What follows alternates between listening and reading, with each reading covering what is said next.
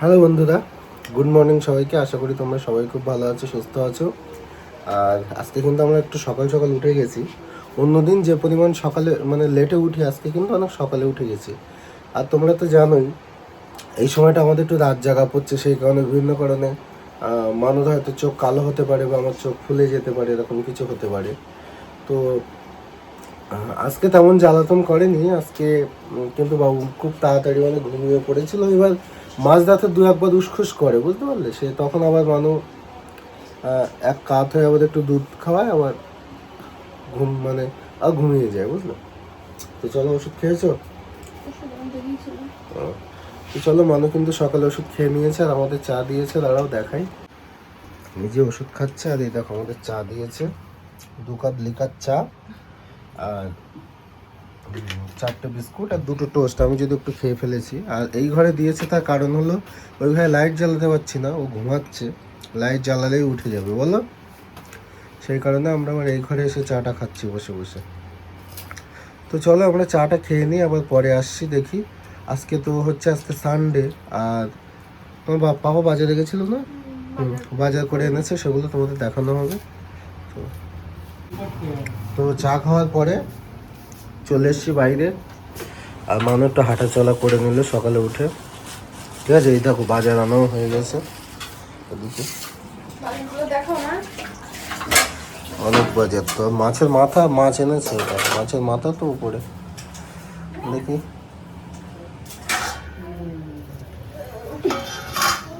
এই তো মাছ, এটা সিরিবার 1 কেজি 400 ওজনের।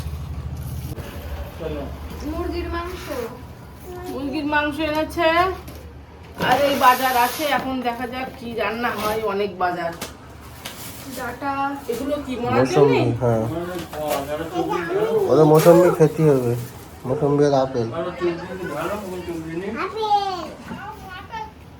নাশপাতি, লেবু, পেয়ারা, এই আপেল।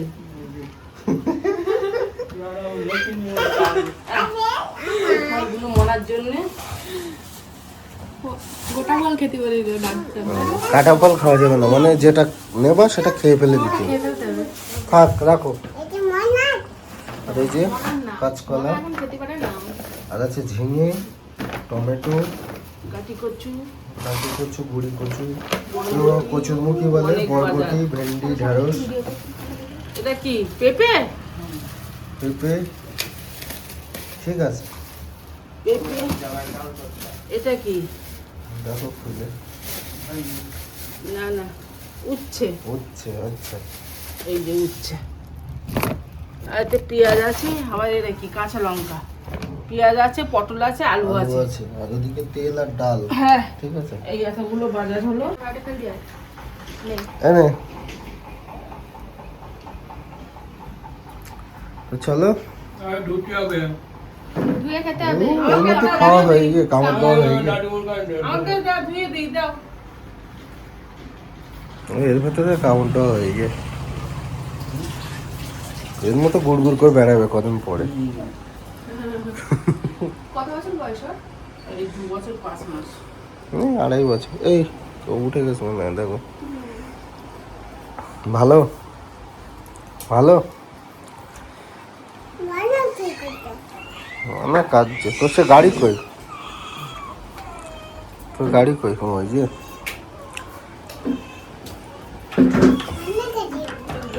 ও নিতে পারবে না, ছোট না এখন। চলো দেখি একটু দোকানের দিকে যাবো আজকে। আজকে বাইরেটা কিন্তু রোদ ঝলমলে একদম। এই 2-3 দিন খালি বৃষ্টি দেখা যাচ্ছিল বাইরে।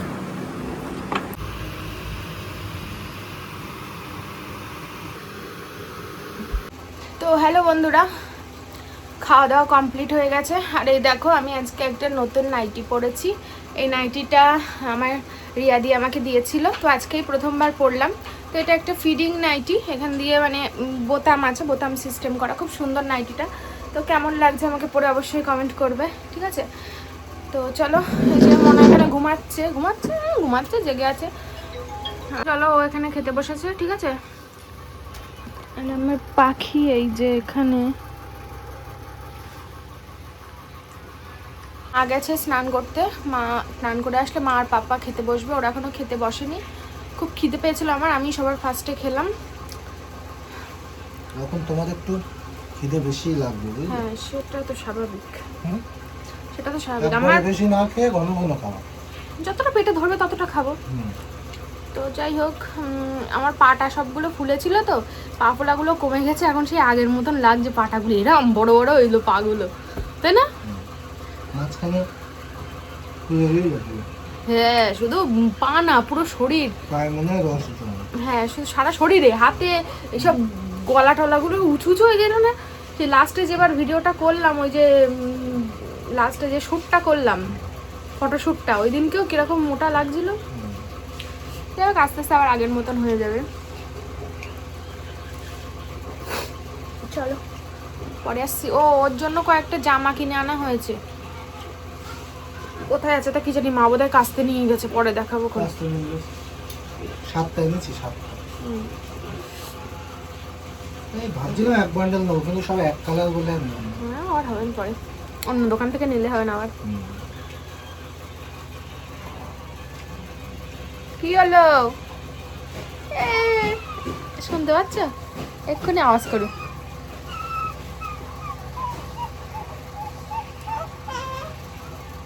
চলো তো বন্ধুরা, আজকের ভিডিওটা কিন্তু একদম ছোট হয়েছে, 6.5 মিনিট থেকে 7 মিনিট হয়তো হয়েছে। তো তারপরেও ভাবছিলাম আজকে ভিডিও দেব না, কারণ যেহেতু অনেক ছোট ভিডিও দেবই না। কিন্তু কিছু কথা না বললে কিন্তু নয়। এখন আমি কলকাতায় যাচ্ছি, আর আজকে ভিডিওটা এডিট হচ্ছে। তো কলকাতায় কেন যাচ্ছি কি না যাচ্ছি সেটা কিন্তু তোমরা আগামীকালের ভিডিওতে দেখতে পাবে। তো যাই হোক, মেন যে বিষয়টা দেখো, কমেন্ট বক্স তো আমাদের তো সবসময় অনই আছে, আমরা কমেন্ট বক্স অফ করে রাখিনি।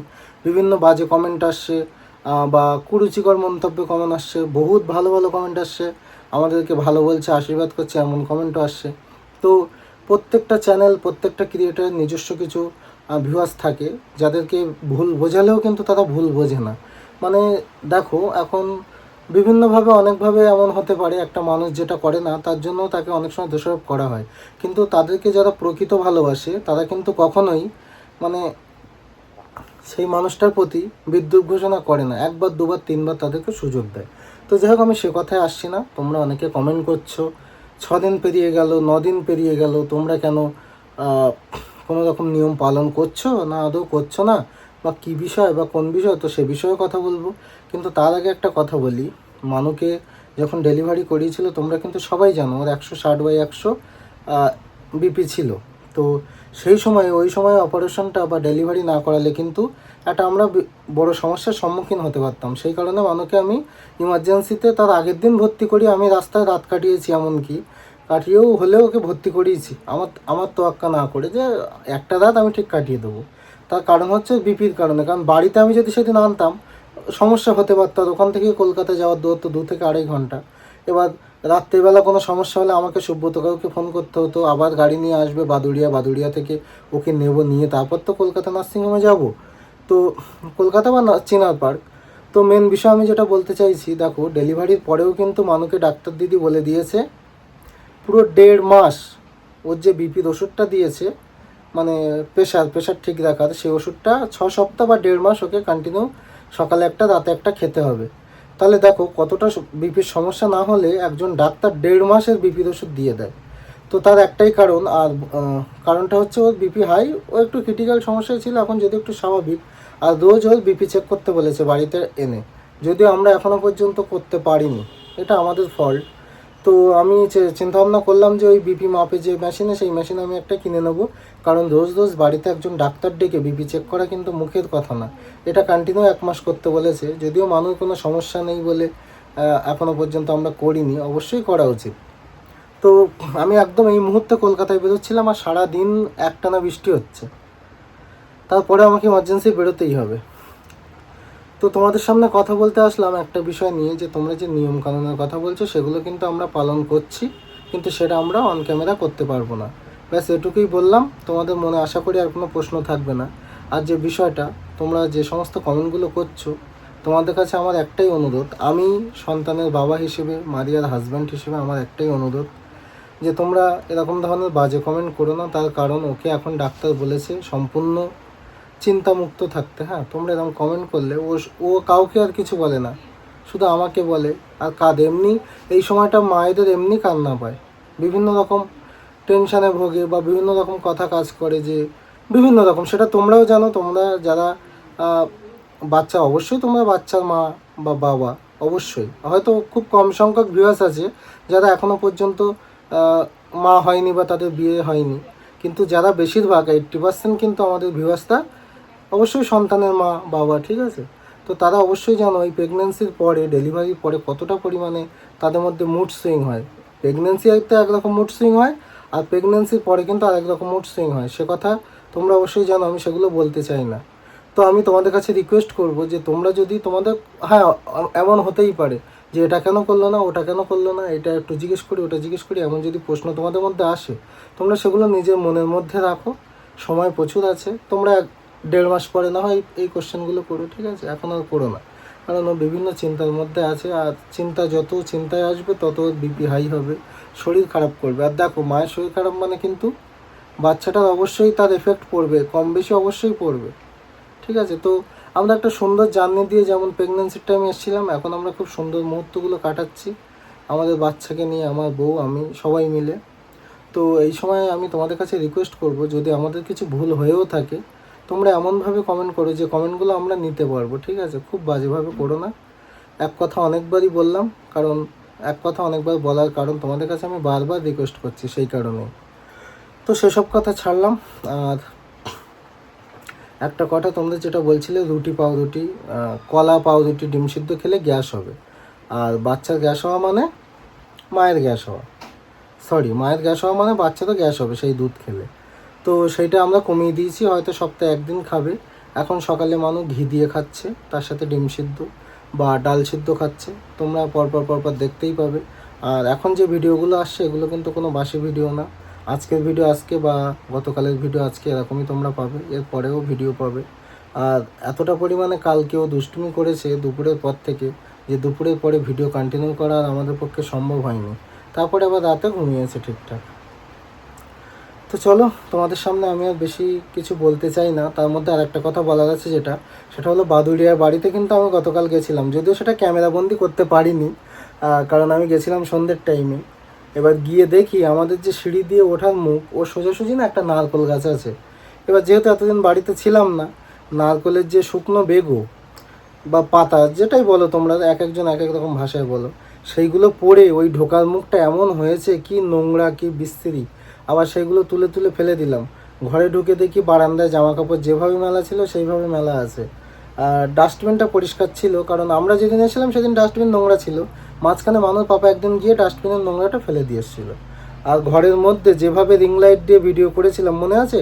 সেই নার্সিংহোমে যে রাতে গেছিলাম সেই দিন ভিডিও করেছিলাম, রিং লাইট ছিল, জামা কাপড় সব কিছু সেইভাবে অগোছালো। ট্যাঙ্কিতে জল নেই, বোতলগুলো এদিক ওদিক পড়ে আছে, যদিও জানলা দরজা দেওয়া আছে।